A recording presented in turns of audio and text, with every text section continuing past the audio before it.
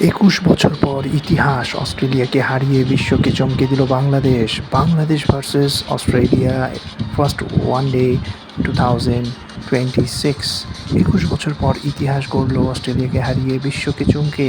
টাইগাররা প্রথমে ব্যাট করতে নেমে বাংলাদেশ ৫০ ওভারে ৮ উইকেটে সংগ্রহ করে ২৮৪ রান। দলের হয়ে ব্যাটিং করেন এবারের নায়ক মোসাদ্দেক হোসেন সৈকত। দীর্ঘ বিরতির পর যিনি অপরাজিত ৮৬ রানের অসাধারণ ইনিংস খেলেন। এছাড়া তানজিদ হাসান তামিম ও আজমল হোসেন শান্ত তুলে নেন অর্ধশতক ৬৭ রান ৮৬ বলে।